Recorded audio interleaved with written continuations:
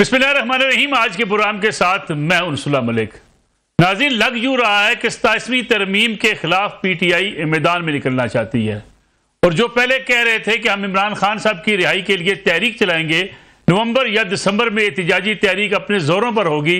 अब ये ऐलान कर दिया गया है राजा नासिर अब्बास और महमूद खान अचकज़ई की तरफ से कि वो 27वीं तरमीम के खिलाफ एहतिजाज करेंगे। तो गोया क्या इमरान खान साहब की रिहाई के लिए चलाई जाने वाली तहरीक जो है अब वो मंजरनामे से हट जाएगी या 27वीं तरमीम के ऊपर ही अब ये सियासत होगी। दूसरी तरफ अगर देखा जाए तो मामलात हुकूमत समझती है कि बेहतरी की तरफ जा रहे हैं। 27वीं तरमीम भी मंजूर हो जाएंगी। उसके साथ साथ मुल्की इकानमी के हवाले से जो दावे किए जा रहे हैं कि उसमें भी बेहतरी रोज़ बरोज़ आती चली जा रही है। क्या वाकई हुकूमत के लिए मसाइल ख़त्म हो रहे हैं, हुकूमत ताकतवर हो रही है या हुकूमत के लिए मज़ीद चैलेंजेस तो उसको सामना करना पड़ सकता है? इस पर बात करने के लिए आज हमारे साथ मौजूद हैं मुल्क के सीनियर साफ़ी तजज़ियाकार जनाब आमिर इलियास राना साहब। आमिर साहब, आपका बहुत शुक्रिया। उनके साथ तशरीफ़ रखते हैं असदुल्ला खान साहब, सीनियर एंकर पर्सन हैं, साफ़ी हैं। असदुल्ला खान साहब, आपका भी बहुत शुक्रिया। जबकि दिफाई तजज़ियाकार एयर कमांडर खालिद चिश्ती साहब भी आज के प्रोग्राम में शरीक गुफ्तगू होंगे। आमिर इलियास राना साहब, हुकूमत के लिए अब सब खैर ही है। आइनी तरमीम की बात की गई, पहले कहा गया कि जनाब मंजूर नहीं होने देंगे, पीपल्स पार्टी के बयान आए, लेकिन अब तो लग ये रहा है कि शायद हुकूमत के लिए कोई इतनी बड़ी मुश्किल नहीं है। दूसरी तरफ जो मैंने आगाज़ में बात की, क्या पीटीआई के जो दो रहनुमा, पीटीआई तो नहीं कह सकते लेकिन आइन तहफ़्फ़ुज़ आइन जो है उनकी बहाली के लिए तहरीक चलते चलते 27वीं आइनी तरमीम में जो है महमूद खान अचकज़ई और अल्लामा राजा नासिर अब्बास साहब ये तहरीक चलाएंगे? देखें, हुकूमत के लिए खैर की बात है या नहीं है ये तो बाद में मुस्तकबिल बताएगा, लेकिन आइनी तरमीम का जब फैसला कर लिया गया कि क्या है, तो सब चीज़ें तय करने के बाद बिलावल भुट्टो ज़रदारी का ट्वीट आया था। उसके 2-3 मकासद थे। उससे पहले सारी चीज़ें तय हो गई थी? जी बिल्कुल तय हो गई थी। ये जो अब पटारी में से जो कुछ भी निकल रहा है ये तय था। ये फिक्स गेम थी हुक्मरान इत्तेहाद की, इससे ज़्यादा कुछ नहीं था। देखें, जो बिलावल भुट्टो ने ट्वीट किया, एक तो जो रोज़ाना आज तक तड़प रहे थे लेके मौलाना फजलुर रहमान और पीटीआई के बयानात को लेके कि इनको तो 26वीं तरमीम का मुसवदा ही नहीं मिला था और ये कह रहे थे कि हमें तो मिलेगा तो बताएंगे, और ये बातचीत कर रहे थे। बिलावल भुट्टो की तरफ से वो ट्वीट और उसके बाद एक वजीर की तरफ से ये बयान, और वो वजीर थे वजीर इत्तलात, अगर आपने सुना हो कि हमें उस ट्वीट के ऊपर कोई एतराज़ नहीं था, वो हमारी मर्जी और मंशा से आया था। तो आप ये देखें कि दोनों, जब वो बता रहे हैं प्राइम मिनिस्टर आए और वो हमें अपनी टीम के साथ आईनी मुसवदा दे के चले गए। जब वो दोनों ये बात मान रहे हैं कि ये मुसवदा हम लाए, इन्होंने दिया, तो पिछली 26वीं तरमीम पे जो फिजा बनाई गई थी कि इनको तो पता ही कुछ नहीं था, नंबर 1 वो ख़त्म किया। नंबर 2, उसमें वो हुक्मरान इत्तेहाद ने अपने तय गेम डाली, NFC वाला भी, तालीम, पॉपुलेशन, कुछ इश्यूज़ को डाल के, और वो हमें बिल्कुल पता था कि ये बातचीत होगी और इसके बाद ये ख़त्म हो जाएगी कि जी ठीक है, वो आइन की बालादस्ती का होगा, 18वीं तरमीम का तहफ़्फ़ुज़ होगा। अभी मैं कासिम गिलानी का देख रहा था कि जी देखें, हमने जो है एग्जेक्टिव मजिस्ट्रेसी को नहीं आने दिया जो अदलिया को अंडरमाइन करती। मैं ये सिर्फ अभी हुक्मरान इत्तेहाद की बात कर रहा हूँ, ठीक। तो उन्होंने अपने तय वो तमाम काम कर लिए जो अपने वोटर को वो समझते हैं कि हम मुतमईन कर सकते हैं। अब आप आ जाएं, जो आपने तहरीक तहफ़्फ़ुज़ आइन पाकिस्तान की बात की, अल्लामा राजा नासिर अब्बास तो बहुत ज़्यादा इमरान खान की बात करते हैं जी। और वो तहरीक की भी बात करते हैं। जब महमूद खान अचकज़ई के पास ये पहुंचे और उन्हें चेयरमैन बनाया या सरबराह बनाया उसका, वो तो 73 के आइन की बात, मैं तो 1992 फरवरी से, जब से मैं जर्नलिज्म में आया हूँ, उनसे मैं यही बात सुन रहा हूँ। तो उनकी एक कंसिस्टेंसी है जिसके अंदर चाहे बेनज़ीर भुट्टो के साथ हों, चाहे वो मुखालिफ हों, नवाज शरीफ के साथ हों, मुखालिफ हों, इमरान खान उनके मुखालिफ थे, अब इमरान खान की पार्टी उनकी सरबराही में काम करने को तैयार है। जो मौलाना फजलुर रहमान के मुखालिफ थे उनकी इक़्तिदा में मुक़्तदी हुए थे। ये वो जमहूरी लोग हैं जिनके ऊपर इमरान खान ने हर तबर्रा भेजा, हर तबसरा किया, और इन्होंने बाहें फैला दी, जो एक सियासतदान का खासा होता है। जैसे 2014 में नवाज शरीफ चल के इमरान खान के घर बन्नी गाला चले गए थे कि आप तहरीक ला रहे हैं, आप बातचीत करके हल करें हमसे, जो सियासतदानों का काम होता है। अब ये जो आज की तहरीक है, मैं ये समझता हूँ कि जहाँ वज़ीर आला सुहेल आफरीदी के जितने मर्जी मुतनाज़ बयानात हों, मुझे रोशनी नज़र आती है महमूद खान अचकज़ई की, अगर वो हो जाती है, उनको अपोजिशन लीडर बना देते हैं और पीटीआई उनके पीछे से भाग नहीं जाएगी, तो वो सियासी रास्ता निकालने की तरफ दूर जाएंगे। वो तमाम बातें करेंगे, शहबाज शरीफ के खिलाफ भी बात करेंगे, सब कुछ करेंगे, लेकिन वो ये नहीं करेंगे कि हम बात नहीं करेंगे। और अब इमरान खान ने भी उन दोनों को राइट दिया है कि आप जाके बात करें। लेकिन मैं इसलिए क्योंकि मैंने कहा कि अगर पीटीआई पीछे से ना हट गई, क्योंकि इमरान खान ने अपनी पार्टी के जितने स्टालवर्ड्स थे जिनको बराह रास्त फौज से मुज़ाकरात के लिए भेजा था उन्हें गंदा किया। एंड पे जब वो कोई कमिटमेंट करके लेके आते थे वो कहते थे क्यों गए थे, अब आगे से कोई जवाब नहीं होता था। तो ये अभी हमें देखना है। असदुल्ला खान साहब, ये जो सियासी रास्ता निकालेंगे महमूद खान अचकज़ई साहब, ये पाकिस्तान तहरीक इंसाफ के लिए काबिल कबूल होगा? क्योंकि तहरीक इंसाफ ने बिल्कुल दुरुस्त कहा राना साहब ने कि जब भी कोई सियासी डायलॉग की बात हुई, सियासी बातचीत हुई, उन लोगों को इमरान खान साहब की तरफ से सपोर्ट कम मिली है, बल्कि जिन्होंने जारहाना अंदाज इख्तियार किया, जैसे आजकल खैबर पख्तूनख्वा के वज़ीर आला इख्तियार कर रहे हैं सुहेल आफरीदी साहब, उन्हें ज़्यादा सपोर्ट मिली। पहले अली अमीन गंडापुर साहब के गुण गाए जाते थे। अचकज़ई साहब जो डायलॉग के कायल हैं, डायलॉग को सपोर्ट मिलेगी इमरान खान साहब की तरफ से? देखिए, इसमें मल साहब एक बात तो ये है ना कि जो पहले आप कह रहे थे कि ये नवंबर में बात कर रहे थे एहतजाज करेंगे, बड़ा लॉन्ग मार्च करेंगे, इस्लामाबाद आएंगे, लेकिन फिर क्या हुआ? फिर हम देख रहे हैं कि घरों की छतों पे चढ़ के और एक बस नारा लगाना है, उसको रिकॉर्ड करना है, पर डालना है और उसी को तहरीक का नाम दिया जा रहा है। तो इसमें हमारी कुछ मुलाकातें हुई हैं तहरीक तहफ़्फ़ुज़ आइन की सीनियर लीडरशिप के साथ, जिसमें महमूद अचकज़ई साहब और अल्लामा साहब भी शामिल हैं। उनके सामने जब हम यही सवाल रखते हैं जो आप उठा रहे हैं, तो वो ये कहते हैं कि हम फिलहाल इसके लिए तैयार नहीं हैं कि हम दोबारा से इस्लामाबाद आएँ और फिर से हम अपने बच्चों को, नौजवानों को गोलियों के आगे खड़ा कर दें।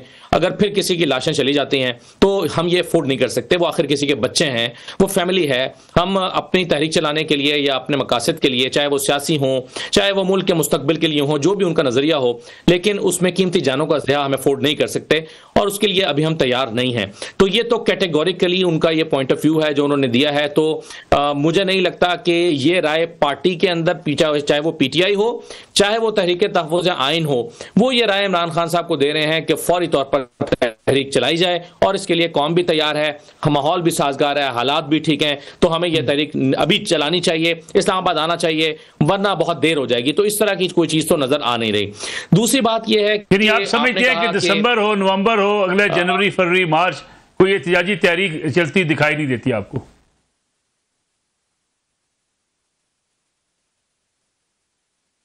जैसे कि पिछली उन्होंने दी थी, आपको याद होगा कि पिछले साल भी नवंबर में पार्टी मुखालिफ थी इस बात की कि तहरीक चलाई जाए, इस्लामाबाद आया जाए।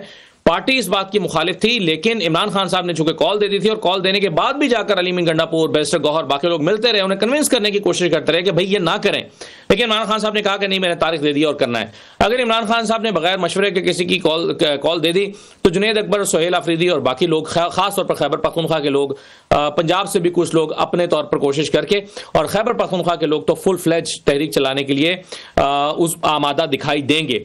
लेकिन जहां तक अगर वो मुशावरत की बात है तो पार्टी की राय यह है कि फिलहाल इसके लिए माहौल तैयार नहीं है, अभी इसका इंतजार करना चाहिए, मुनासिब वक्त तक तैयार करना चाहिए, का इंतजार करना चाहिए। और अगर मुनासिब वक्त के बगैर आप करें तो उल्टा उसका नुकसान होता है। और मेरा ख्याल है यही मंशा जो है वो मुक्तदरा की भी है।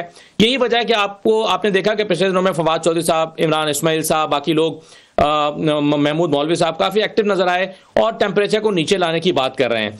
वो भी चाहते हैं कि ऐसा कोई ऐसी चीज ना हो जिससे कशीदगी बढ़े, यानी कोई ऐसी तहरीक ना चले जिससे कशीदगी बढ़े। जहां तक मुज़ाकरात की बात रही, जिसका आप जिक्र कर रहे हैं कि मुज़ाकरात क्या इख्तियार दे देंगे इमरान खान साहब कि आप जो चाहें मुज़ाकरात करें, तो फ्रेंकली स्पीकिंग मुझे मुज़ाकरात का भी कोई माहौल दिखाई नहीं देता। कोई चीज दिखाई नहीं देती कि नून लीग देने के लिए तैयार बैठी हो और उनके यहाँ वाकई अंडरस्टैंडिंग हो, वो समझते हो कि मुल्क के मुफाद में है कि पीटीआई के वो असीरान जो लाहौर में कोट लखपत में कैद हैं उनको रिहा कर दिया जाए, इमरान खान के लिए कोई रिलीफ दिया जाए, बुशरा बीबी को कोई रिलीफ दे दिया जाए, या कम से कम बुशरा बीबी को की रिहाई अमल में आ जाए।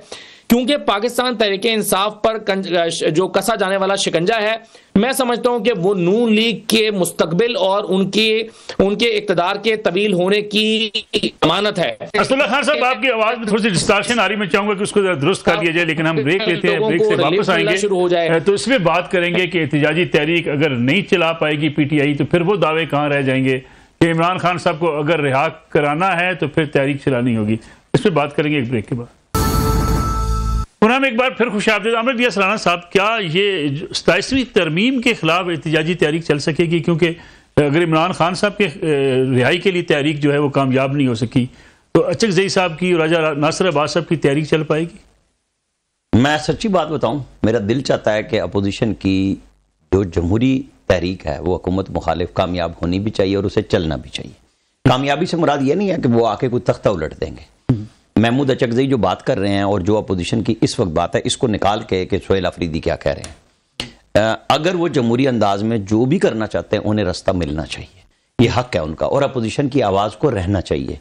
ये हुकूमत के भी हक में है, ये हमारी इस्टेब्लिशमेंट के भी हक में है, हमारे इक़्तिसादी चीज़ों के भी हक में। ये नहीं है कि वो कोई पहिया जाम करने जा रहे हैं या कोई करने देगा। इशू ये है कि अगर वो कल या आज उन्होंने कहा है जैसे कि जी आप आवाज़ें लगाएं तहरीक तहफ़्फ़ुज़ आइन की, जो अचकज़ई साहब ने कही है, ये जमहूरियत का हिस्सा है। आवाज़ें लगाना तो हक है, ठीक, मतलब मैं कह रहा हूँ ना कि ये चीज़ें होनी चाहिए। ये नापैद हो गई क्योंकि आप जब चलते हैं ना कि हमने कफन पहन लिए हैं, हम जनाब जाके तहस नहस कर देंगे और सब कुछ, तो उसके बाद जमहूरियत पीछे रह जाती है और फिर मुकाबला शुरू हम क्रेनें लेकर आएंगे, मतलब वो लाए हैं ना। ये जो 14 में ताहिर कादरी साहब के जोर पे इमरान खान साहब आए थे, मैं आपको बड़ा क्लियर कह रहा हूँ, इमरान खान अपने जोर पे नहीं थे, वो लाहौर में ठुस हो गए थे 14 अगस्त को। सारा दिन घुमा घुमा के वो 1500-1600 1800 बंदे के साथ निकले थे और कादरी साहब 25-30 हज़ार लोगों के साथ उसी शादरा से निकले थे। फर्क था बड़ा, और वो वहीं पे धरने का फैसला हो गया था कि ये कामयाब इसलिए नहीं होगा कि वो कोई कादरी साहब के हाथ के लिए नहीं था, वो इमरान खान के लिए था, और इमरान खान बंदे नहीं कर सके थे। और यहाँ पे भी हमने बड़ा कुछ देखा। अब 25 मई 2022 से लेके आज तक इमरान खान, जिसमें खुद बराह रास्त भी आते रहे, फिर जनरल आसिम मुनीर की आर्मी चीफ की तकरीरी को रुकवाने के लिए नवंबर के आखिर में पिंडी आके बैठे और बहुत थोड़ा सा मजमा था और जो ठुस फुस हो गया था, जिससे सारा मसला बन रहा है और आज तक वो चल रहे हैं। देखिए, मैं बात लंबी कर दी मैंने, लेकिन मैं चाहता हूं कि महमूद खान अचकज़ई लीड करें, जमहूरी प्रेशर डालें। गवर्नमेंट के ऊपर वो प्रेशर होना चाहिए जिसके जवाब में सिर्फ गवर्नमेंट को आना चाहिए, उसको इस्टेब्लिशमेंट की कोई फोर्स ना करनी पड़े, ना वो आए। ये सियासत जमहूरियत का, अपोजिशन का हुस्न है जो अब नापैद होता जा रहा है। मेरा ख्याल है दोनों को होश के नाखून लेने चाहिए, उनकी आवाज भी आनी चाहिए, उनके जलसे जुलूस भी होने चाहिए, अगर वो ठीक रास्ते पे चल। लेकिन जो अब्दुल्ला साहब ने बात की, अगर इमरान खान साहब ने ऐलान कर दिया जी कि बस निकलें और खैबर पख्तूनख्वा से लोग निकलना शुरू हो गए, फिर मैं बस फिर एक साल पीछे जाना पड़ेगा, जब इमरान खान के लिए जो लोग आए थे अमेरिका से बातचीत करने के लिए, अगर उस दिन बुशरा बीबी रुक जाती संजानी पे और वो 26 नवंबर पे यहाँ पे डी चौक वाला मामला ना होता तो फिर बहुत कुछ चेंज हो जाता। फिर वही लोग दोबारा आए थे और जनवरी में, लेकिन जो बाहर अमेरिका से लोग यहाँ बैठे थे और अमेरिका में यूट्यूबर्स और इनका जो पार्टी प्रेशर ग्रुप था वो इमरान खान को समझा रहा था कि अगर 20 जनवरी ट्रंप के से पहले तुम्हारे मुज़ाकरात खत्म नहीं हुए तो ट्रंप कुछ नहीं कर सकेगा। और इमरान खान भोले बादशाह, मैं कहूँगा, वहाँ पे उनके हाथ फंस गए और आज तक फंसे हुए हैं। ट्रंप ने क्या करना था वो तो नज़र आ रहा है, लेकिन इन्होंने बातचीत का वो बड़ा सुनहरी मौका भी ज़ाया किया। अब अगर वो महमूद खान अचकज़ई के जरिए करें, मेरा नहीं ख्याल कि इमरान खान अब काफ़ी कुछ सोच लिया है। बहरहाल इमरान खान से बैद कोई नहीं है कि वो फिर सलमान अकरम राजा से, जैसे उन्होंने उसके जरिए मैसेज दे दिया था कि सोहेल अफरीदी मेरा वज़ीर आला है और उसको जाना पड़ा लीमिन गंडापुर को, उनको बहुत सोच के तहरीक का देना चाहिए कि असद भाई अभी जो बात बता रहे हैं कि जिन लोगों से मिल के आए, अच्छा वो लोग ना बात भी करेंगे, दबंग करेंगे, लेकिन वो इनकी उस आग का ईंधन बनने के लिए तैयार नहीं होंगे जो पीटीआई इस वक्त जबरदस्ती लगाना चाहते। बिल्कुल ठीक है। असदुल्ला खान साहब, ये बताइएगा, जो अभी राणा साहब बात कर रहे हैं कि ठीक है आवाज़ें अपोजिशन की होनी चाहिए, अपोजिशन एहतिजाज करे, पुरअमन एहतिजाज करे, ब्रेक पे जाने से पहले जो बात हुई थी आपने भी कहा था कि वो लोग इसलिए नहीं आना चाहते कि यहाँ आगे से रोका जाएगा, लाठी चलेगी, जो बेगुनाह कारकुनान है वो जख्मी होंगे। लेकिन अगर ये तय कर लिया जाए कि एहतिजाज की, अगर उन्हें डी चौक से रोका जा रहा है वो रुक जाएं, अगर जलसे की जगह दी जा रही है वो जलसा करें, जैसे दुनिया भर में होता है, तो एहतिजाज तो ऐसा हो सकता है। ये एहतिजाज क्यों करना चाहती हैं सियासी जमातें कि जनाब हमने डिप्लोमेटिक इनकलेव में जाना है, हमने रेड जोन में जाना है, हमने डी चौक में जाना है। कुछ मजहबी जमातें इस किस्म के मुतालबे करती हैं कि हमने अमरीकी एम्बेसी के सामने जरूर जाना है। जी, दुनिया में ऐसा होता नहीं है।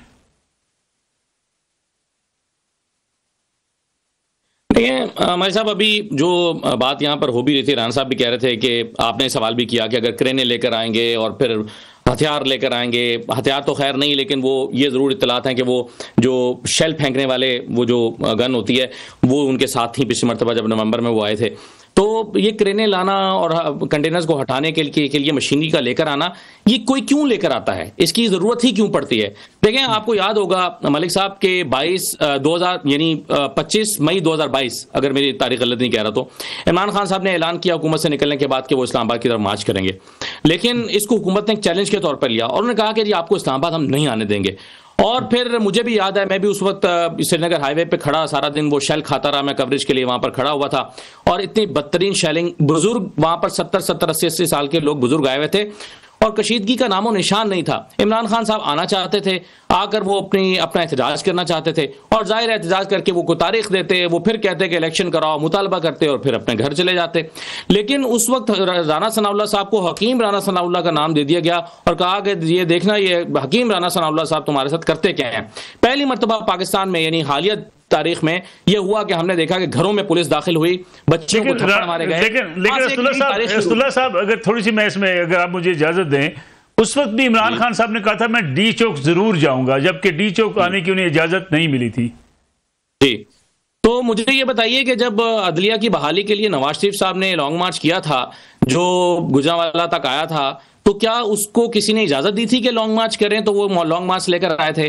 देखें, एहतजाज, लॉन्ग मार्च ये इसी तरह होते हैं। क्या अभी जमात इस्लामी यहाँ फैजाबाद आके बैठी थी तो वो किसी से इजाजत लेकर आके फैजाबाद में धरना देकर और जगह रास्तों को बंद करके बैठी थी? तो आप जानते हैं मलिक साहब, आपकी और आप और राना साहब तो हमारे बहुत ज्यादा सीनियर हैं, आपने मुख्तलिफ सियासी जमातों की डेमोन्स्ट्रेशन देखी हैं। डी चौक का मतलब रेड जोन में जाना नहीं होता। डी चौक का नक्शा हमें मालूम है कि डी चौक का क्या मतलब होता है। वहां पर वो जो शाहरा है, दूसरी तरफ पार्लियामेंट हाउस है, लेकिन वहां पर कंटेनर्स लगे होते हैं, कोई इसको क्रॉस करके आगे नहीं जाता।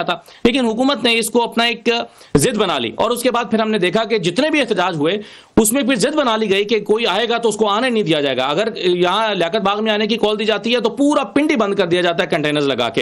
लाहौर से कॉल दी जाती है तो लाहौर को सील कर दिया जाता है कि कोई आ जा ना सके।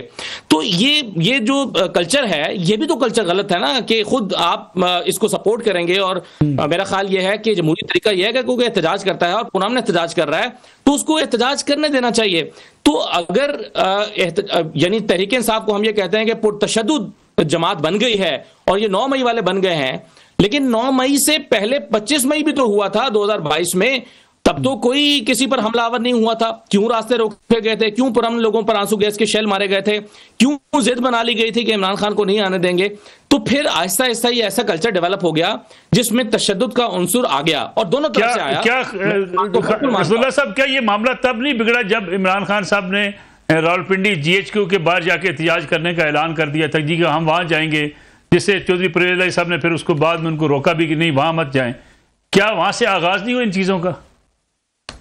देखिए, मैं तो आपको मलिक साहब वो कह रहा हूं ना कि जो इक़्तिदार से निकलने के बाद पहली तहरीक इमरान खान ने चलाई थी या पहला एहतजाज जो इमरान खान ने किया था, मेरे ख्याल में वहां से आगाज हुआ था, जिसमें उन्होंने डी चौक आने की बात की थी, इस्लामाबाद आने की बात की थी, और हुकूमत ने कहा था कि हम आपको नहीं आने देंगे। आपको याद होगा कि उस एहतजाज से 2 दिन पहले क्रैकडाउन होना शुरू हो गया था, घरों में पुलिस घुस गई थी, वीडियोज आई थी जिसमें बच्चियों को थप्पड़ मारे गए थे, खवातीन चीखो पुकार करती हुई नजर आई थी, चार दीवारी का तकद्दुस पामाल होना शुरू हुआ था।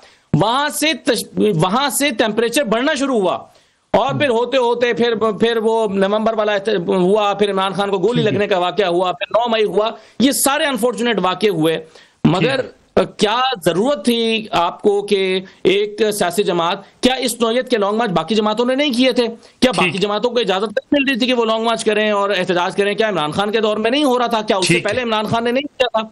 तो तब क्या मसला हुआ था? तो राना साहब और मैं, हम दोनों एक ही इदारे में थे और एक ही वक्त में वहां खड़े हुए थे तारुल कादरी साहब पे, और हम रोजाना ये डिस्कशन करते थे कि ये क्या एजेंडा है, ये क्यों लाया गया है, इसका क्या मकसद है, ये नाकाम हो रहा है। बल्कि उससे पहले तारुल कादरी साहब जब आए थे पीपल्स पार्टी के दौर में, तो इस तरह की चीजें वो आकर बैठे, 1 हफ्ता उन्होंने बैठे और फिर उनको जाना पड़ा क्योंकि उनके पास ज्यादा बैठने की कैपेसिटी नहीं थी। तो इस तरह की सूरत हाल में मेरा ख्याल यह है कि तशद्दुद अगर सियासत में आया है, एहतजाजों में आया है, तो उसके दोनों फरीक जिम्मेदार हैं। बिल्कुल ठीक है सर, एक ब्रेक ले रहे हैं, हम एक और कमर्शियल ब्रेक, वापस आते हैं इस ब्रेक के बाद।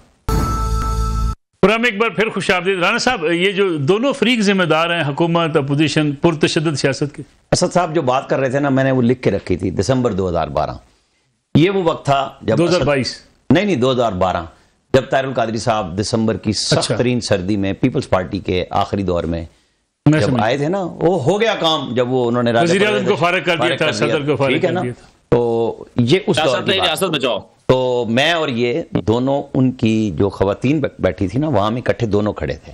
मैंने ये पॉइंट लिखा था जब ये बात कर रहे थे, बाद में इन्होंने नाम भी ले दिया। तो वहां मैंने खड़े होकर ये कहा था कि ताहिरुल कादरी साहब दिसंबर की सख्त सर्दी में गर्म तरीन कंटेनर में कॉफी पी रहे हैं और पसीने से रुमाल जो ऊपर पोंछ रहे हैं, और ये खवातीन हमारी माएँ बहनें बैठी हैं शदीद सर्दी में। ये मैंने उनके सामने लाइव कहा था, ये मेरे साथ थे, कि ये कैसा है कि इमाम हुसैन की बात करते हैं रजी अल्लाह ताला अन्हु की, और गुफ्तगू में खवातीन और बच्चों को सामने इस्तेमाल कर रहे हैं सर्दी में बिठाने के लिए, अपने लिए कंटेनर है। याद होगा असद भाई को ये बात मैंने वहां की थी। वो बाद में लोग हमारे पीछे भी आए थे कि ये क्या कह के गए हो, उन्हें समझ आई कि ये तो हमारे लीडर को छेड़ रहे थे। तो मैंने कहा, और उस वक्त बड़ी आजादी थी, और फिर वो सौदा शौदा होके और वो चले गए थे। ये बाद में आप सोचें कि फिर क्या हुआ 14 में पीटीआई और ये दोनों जब आए, ये किस कदर तशद्दुद पे पहुंच गए हुए थे। ये कब्रिस्तान बना रहे थे, सब मतलब ये पार्लियामेंट पे धमाके कर रहे थे, वो गाड़ियां मार रहे थे, तोड़ रहे थे, और इनको पूरी सहूलतकारी थी। आप इसको इस तरह समझें कि जब आप पुरअमन थे तो आपको कोई नहीं रोक रहा था। नवाज शरीफ अगर जब चीफ जस्टिस के लिए निकले थे तो एक खारदार बाढ़ थी जो उनके घर के बाहर थी, जिसके ऊपर से वो गाड़ियां गुजार के चले गए। बताएं कब हंगामा हुआ गुजरांवाला तक, जब तक के वो ठीक है, कुछ नहीं हुआ। ये जब चलते थे तो इनके साथ एक तशद्दुद की कहानी चलती थी। तो गवर्नमेंट तो रहेंगी ना कि लोगों के जानो माल को बचाना है। उससे बीच में टीएलपी को भी इस्तेमाल कर लिया गया था, आपको पता होगा कि मतलब ये सारी चीजें जो साथ साथ रिश्ते और नाते बनाए गए थे। तो आज जब तशद्दुद की बात, मैंने बिल्कुल सपोर्ट किया कि इनको जलसा जुलूस मिलने चाहिए, सब कुछ मिलना चाहिए, लेकिन वो फिर एक कायदे में होगा। जैसे मौलाना फजलुर रहमान को कहा गया कि आपने वहां बैठना है पेशावर मोड़ पे इस्लामाबाद में, और वो वहां बैठे, गवर्नमेंट ने किया। जब इनको कहा गया नहीं हम यहां आएंगे, और फिर इस्लामिक टच देते हुए कासिम सूरी साहब जब लोगों को ले गए और इनके लोग बार बार रोकने के बावजूद डी चौक पे आ रहे थे, वहां पे आंसू गैस भी मारी गई। लेकिन इन्होंने जाली वीडियो ये चलाई कि देखें किस कदर हुआ। तो फिर पता लगा पीटीआई ने जो टीचरों के ऊपर आंसू गैस चलाई थी, ये वीडियो उस दौर की चला रहे हैं जब इमरान खान वजीर आजम थे। बिल्कुल आंसू गैस के शेल चले थे, लेकिन वो चंद वर्कर थे, ये नहीं था कि जम्मे गफीर था जिसकी वीडियो इन्होंने जाली तौर पे चलाई थी। आज अगर कोई रास्ता लेना, मैं बार बार कह रहा हूं, महमूद खान अचकज़ई के साथ पॉलिटिकल गेम डालें, गवर्नमेंट को भी चाहिए, इनको भी चाहिए, लेकिन अगर सुहेल अफरीदी साहब की गुफ्तगू जारी रहेगी, इन्हें कोई इजाजत नहीं मिलेगी। राणा साहब, 27वीं तरमीम जो है तरामीम, इनमें क्या वजीर आजम को इस्तिस्ना मिलेगा, मिल जाएगा? नहीं, देखें वजीर आजम ने, तो ये भी एक बड़ी गेम है। रात से चल रही थी कि उनके 2 सेनेटर्स ने ये तजवीज़ दी थी कि वजीर आजम को भी सदर मुमलिकत और फील्ड मार्शल की तरह जो इस्तिस्ना की बात हो रही है, इनको भी दे दिया। उन्होंने इनकार कर दिया। उन्होंने सुबह आते ही एक ट्वीट भी किया, हमने भी उसको सराहा कि ठीक बात है, लेकिन क्या हुआ, ये जी हमारे बयानिए की वजह से हुआ है, वापस ले लिया। अल्लाह के बंदो, आप लोग तो कुछ और बेच रहे थे कि जी देखें हो गया भाई। एक तजवीज आई जो, और कुछ हमारे सीनियर दोस्तों ने लिख दिया कि ये कैबिनेट से अप्रूवल हो गई है, जबकि नहीं हुई थी, वो कैबिनेट के एजेंडे पे भी नहीं थी। इसलिए वो ठीक बात आई कि उन्होंने वापस ले ली। अब ये बात आती है सदर मुमलिकत पे, उनकी पार्टी पे, जो चाह रहे हैं कि बाद रिटायरमेंट भी इस्तिस्ना रहे। ना वहां पे ये हुआ था कि आरिफ अलवी को इस्तिस्ना मिल रहा है, ना नवाज शरीफ को इस्तिस्ना मिल रहा था, और इसी तरह इमरान खान को भी नहीं मिल रहा था। इस तजवीज़ में यह था कि अब रिटायरमेंट के बाद आप ले लें।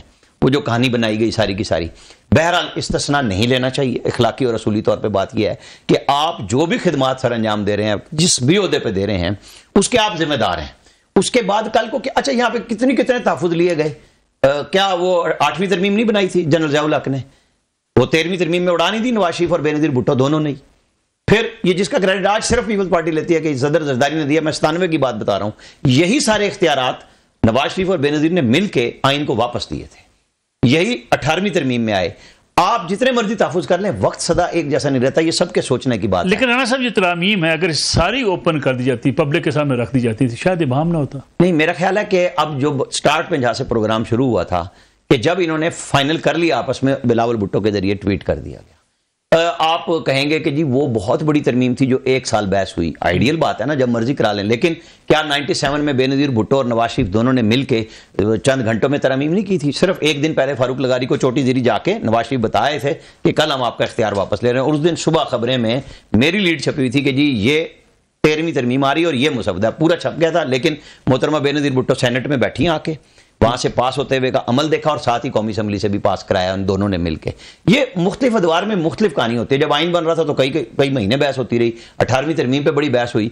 ये वक्त और बहस का तकाजा है कि क्या अपोजिशन अपना किरदार अदा कर रही है, ये क्यों बाइकाट कर रहे हैं। इनको खड़े होकर तकरीरें भी करनी चाहिए और मुखालफत में वोट भी देना चाहिए, जिस तरह सहूलतकारी बजट में करते हैं कि गवर्नमेंट तो फंसी होती है कि टाइम कम है जी और आप वॉकआउट कर जाए, बजट पास हो जाता है।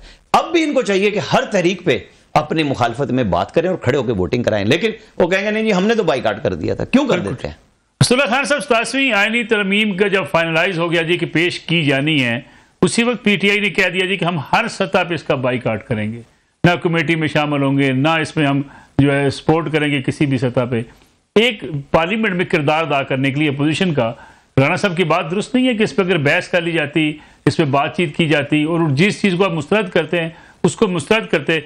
आज भी सुहेल आफरीदी साहब जो हैं वो वज़ीर आज़म के इस्तिस्ना पे बातचीत कर रहे थे, हालांकि वज़ीर आज़म ये एक बात कह चुके हैं कि जी वो इस्तिस्ना जो है लेने से इनकार करते हैं। देखिए माली साहब, 26वीं तरमीम जो है वो अभी अदालत में ज़ेर समात है और ये एक अलग सवाल है कि एक साल तक उसकी बारी नहीं आई और अब एक साल के बाद वो ज़ेर समात आई है। अब खैर वो फिर नए सिरे से शुरू होगी जब आईनी अदालत के पास जाएगी। पाकिस्तान तहरीक इंसाफ का ये 26वीं तरमीम के हवाले से एक पहले दिन से मौक़िफ़ रहा है। जब आपकी एक तरमीम पहले ही से ही अदालत में हो और आपके वकला वहां पर खड़े होकर उसके खिलाफ दलाइल दे रहे हों, तो लाजमी बात है वो 27वीं तरमीम पर गौर भी कैसे कर सकते हैं कि जिसमें 26वीं ही की एक्सटेंशन हो रही हो। यानी आपको आईनी बेंच तो कबूल ना हो और आप आईनी अदालत के क़याम पर बहस शुरू कर दें कमेटियों में बैठ के, तो ये मंतकी तौर पर ही मालूम नहीं होता कि ये कैसे हो पाएगा। 27वीं तरमीम पर बैठकर आप गौर खोज कर रहे हैं, तो ये जिस जो है वो उसका तकाजा तो यही है कि वो 27वीं तरमीम पर यही मौक़िफ़ इख्तियार करते हैं जो उन्होंने किया है। वो दुरुस्त है या गलत है उस पर बहस हम बाद में कर सकते हैं या वो अलहदा नुक्ता है, लेकिन ये जरूर है कि 26वीं तरमीम के हवाले से इख्तियार किए जाने वाले मौक़िफ़ के बाद तो उनको 27वीं तरमीम के हवाले से यही करना चाहिए था। दूसरी बात यह है कि अगर वो करें भी तो किस किस्म की कमेटियों की आप बात कर रहे हैं? आपने सुना अभी राणा साहब की बात को की तरदीद तो की नहीं जा सकती। राणा साहब ने कहा कि ये एक मुकम्मल हो चुका है, ये अब जो हो रहा है ये नूरा कुश्ती थी, पहले चीजें तय हो गई थी। दोनों जमातों के पास जिनके पास नंबर से ज्यादा नंबर मौजूद है, रिक्वायर्ड नंबर से ज्यादा नंबर मौजूद है, वो तय कर चुके थे कि ये दो चीजें हम इजाफी डाल रहे हैं, इससे हम आपको फेस सेविंग देंगे, इसकी आप मुखालफत कर देना। मुसविदा हम जो तैयार करके रखेंगे वो वही होगा जिसमें एनएफसी नहीं होगा, आबादी नहीं होगी, तालीम नहीं होगी, वो मुसविदा तैयार होगा। यही हुआ कि रात को बिलावल साहब ने अब बताया कि हमारी सीसी ने क्या फैसले किए हैं। सुबह 9:30 बजे जो प्राइम मिनिस्टर साहब हैं वो उसकी काबीना में मंजूरी दे रहे थे, उसकी काबीना मुसविदा तैयार कर लिया गया जिसमें तालीम में आबादी नहीं थी, या ऑलरेडी वो मुसविदा पहले से तैयार करके रखा गया था कि जिसके बारे में पता था कि पीपल्स पार्टी इनको नहीं मानेगी। और फिर पीपल्स पार्टी ने अगर इनकार कर दिया मानने से, तो आपने जाकर एक भी मीटिंग करके उनको कन्विंस करने की कोशिश भी नहीं की। मुज़ाकरात के राउंड होते हैं, 2-4 मुलाकातें होती हैं, वफूद जाते हैं, आप बैठते हैं, आप कहते हैं नहीं जी ये देखें ये आबादी का और तालीम का विफाक के पास आना बहुत जरूरी है। मुज़ाकरात नाकाम हो जाए वो बात की बात है, वो अलहदा मामला है, लेकिन इसकी कोशिश भी नहीं की गई और मुसविदे से उसको निकाल दिया गया। तो इससे आपको अंदाजा होता है कि एक मुकम्मल उस जमात के पास पहले से हो चुका हुआ, उन दो जमातों के दरमियान जिनके पास नंबर मौजूद है। तो ऐसे में किसी तीसरी पार्टी के आप बैठकर एक ला हासिल बहस करने का फायदा क्या होता है? अपनी राय तो दे सकते थे, अपनी राय का इजहार भी कर सकते थे। देखिए रोक तो सकते नहीं थे अगर उनको एतमाद में ना भी ले तब भी, लेकिन अपनी आवाम के सामने अपनी राय तो दे सकते थे। हमारी साहब राय का इजहार तो कर रहे हैं कि 26वीं तरमीम से अदालती ढांचा तबाह हो गया है, अदालत का लेकिन उसी ढांचे का हिस्सा भी है 26वीं तरमीम के बावजूद। क्या करें? आपके ख्याल में अदालतों का बॉयकॉट कर दें और फिर बंदूक उठा लें या किसी और रास्ते पर निकल जाएं, वो कहें हम इन अदालतों में पेश नहीं होंगे? देखिए 26वीं तरमीम की मुखालफत वो करते हैं और अदालतों में पेश होते हैं, ये तो सराहे जाने की बात है। क्यों कहते हैं जी ठीक है हम इसके मुखालिफ हैं, लेकिन बहरहाल जो निजाम बना तो फिर बगावत का रास्ता हो जाएगा अगर अदालतों के सामने पेश नहीं होंगे। फिर किसके सामने पेश होंगे? अपने जरगे करेंगे क्या? अपनी अदालतें लगाएंगे, खुद से फैसले करेंगे? मेरा ख्याल है ये तो सराहे जाने की बात है कि आप मानते नहीं हैं कि ये दुरुस्त तरमीम हुई है और जजेस का तबादला दुरुस्त तरीके से हो रहा है और अखलाकी तौर पर। अभी आप देखिए ना, सारा इख्तियार जुडिशल कमीशन को दे दिया और जुडिशल कमीशन को इस एहतियात के साथ तरतीब दिया गया है कि जहां पर हुकूमत की अक्सरियत हो और हुकूमत के पास ज्यादा वोट हो। आज तक एक भी फैसला ऐसा नहीं हुआ जो हुकूमत की मुखालिफत में हो गया हो जुडिशल कमीशन से। तो वहां पर हुकूमत को जो नंबर्स हासिल हैं, अब आप जजेस की ट्रांसफर करना चाहते हैं, जजेस जाएंगे जुडिशल कमीशन के पास, वहां से ट्रांसफर हो जाएगी, तो हुकूमत का तो मुफाद प्रोटेक्ट हो रहा है। ठीक है राणा साहब, क्विकली जुडिशल कमीशन हो या बाकी मामला, तो 26वीं आईनी तरमीम की पीटीआई को यकसर मुखालफ 100% मुखालफ तो नहीं नजर आती। 26वीं को तो चैलेंज किया हुआ है ना, आप 27वीं की बात कर रहे हैं, 26वीं की भी क्या नहीं करने के बावजूद। नहीं देखें, ये राइट है हुकूमत का कि वो आईनी तरमीम करे और ये अपोजिशन का है कि वो बाइकाट करे, वोट करे ना करे, लेकिन उसके पूरे मुसवदे में मौलाना फजलुर रहमान के जरिए पीटीआई शरीक-ए-कार थी और उस डंग के निकालने का जो क्रेडिट मौलाना फजलुर रहमान ले रहे हैं उसके साथ पीटीआई कंधे उचका के खड़ी होती थी कि बिल्कुल ठीक बात हो रही है। तो आप हिस्से में आए लेकिन वोटिंग में ना आए, ठीक है, ये अब भी यही कर रहे हैं। अली जफर साहब भी बात कर रहे हैं खड़े होके, लेकिन जब वो कानून साजी शुरू होगी, आइन साजी शुरू होगी, तो उस वक्त ये काम इन्हें रिकॉर्ड पे लाना चाहिए कि हम आपके मुखालिफ हैं इन बात के और ये हमारे दलाइल हैं, ताकि वो रिकॉर्ड का हिस्सा बने। आइंदा भी जैसे अब 1973 के आइन की जब तश्कील हो रही थी तो लोग रेफरेंस के तौर पे जाके लाइब्रेरी से निकाल लेते हैं, लेकिन इनका रेफरेंस नहीं मिलेगा, ये प्रेस कॉन्फ्रेंस से मिलेंगी कि हामी थे, मुखालिफ थे, कुछ था, उसका हिस्सा होना चाहिए। देखें, ये मेरे और आपके कहने से इस तरह नहीं हो सकता कि जी अगर 2 पार्टियां या 4 पार्टियां उसकी मुखालफत हैं तो हुकूमत अपना काम छोड़ दे, ये नहीं हो सकता, इन्हें अपना काम करना है। ये तो लेकिन जब जुडिशल कमीशन की तश्कील हो रही थी तब तो नामजद कर रहे थे अपने। नहीं, मेंबर भी बैठाए हुए थे, साथ बैठे हुए थे वहां जाके। क्या वो बैरिस्टर गौर नहीं जाते थे, अली जफर नहीं जाते थे, नाम दिए थे ना। देखें, हमायत और मुखालफत, जब उस वक्त जो एक फिक्रा में रह गया, मैं आपको कह दूं, जब 25 मई 2022 को सहूलतकारी इमरान खान के लिए सुप्रीम कोर्ट के चीफ जस्टिस और उनके जजेस कर रहे थे कि वो जब वो कहा कि तो इन्हें अदालत लगाओ, तो उन्होंने कहा नहीं ये गलत हो गया होगा, उन तक मैसेज नहीं पहुंचा होगा। आज तक वो नहीं लेके आए कि जनाब वो कहां खड़े हुए थे, असद उमर जो मैसेज सुन रहे थे और जो सुना रहे थे कि वो जिस पे याया अफरीदी साहब ने कहा था, अपना अलग नोट दिया था कि गलत है तो इन्हें अदालत का नोटिस होना चाहिए, 3 जजों ने कहा नहीं होना चाहिए। तो ये हर दौर में हम देखें, आज अदलिया के साथ जो कुछ हो रहा है ये अदलिया ने खुद किया। ये आप हम सियासतदानों को कहेंगे, ये सियासतदानों को जब फौज के साथ मिले हुए थे सजा देते थे प्राइम मिनिस्टर को, और जब फौज इनके साथ नहीं खड़ी थी तो 27 सफ़े का फैसला लिख दिया 3 जजों ने, एक भाग गया जजी छोड़ के, एक बैठे हुए हैं, एक रिटायर हो गए। क्या दिया फैसला कि ये आइन की शिकनी है। अरे भाई, आप एक खत ना लिखने पे प्राइम मिनिस्टर को उड़ा देते थे, तो इसमें आपने क्यों नहीं उड़ाया उन लोगों को जिन सब ने इलेक्शन नहीं कराए, जो सहूलतकार थे। ये होती है अदलिया की कहानी। भाई जुर्रत करो ना, आज आप पीछे हाई कोर्ट के जजों के पीछे छुपते हैं, सुप्रीम कोर्ट से उनके पीछे चलते हैं, खत लीक कराते हैं। ये नहीं होना चाहिए था, इस नहज पे आना ही नहीं चाहिए था, बिहेव करना चाहिए था, अपने इदारे को मजबूत बना के गवर्नमेंट के साथ दूसरे तरीके से अटॉर्नी जनरल से बात करते। अब इन्होंने वो काम किया है कि सब बेदस्तुपा हो गए, करें फिर जो करना है। हम इलियास राणा साहब, असदुल्ला खान साहब, दोनों मेहमानों का बहुत शुक्रिया। नाज़रीन, आज का प्रोग्राम था, इंशाल्लाह अगले जुमे रात 10 बजकर 2 मिनट पर आपकी खिदमत में दोबारा हाजिर होंगे। इजाज़त दीजिए, अल्लाह हाफ़िज़।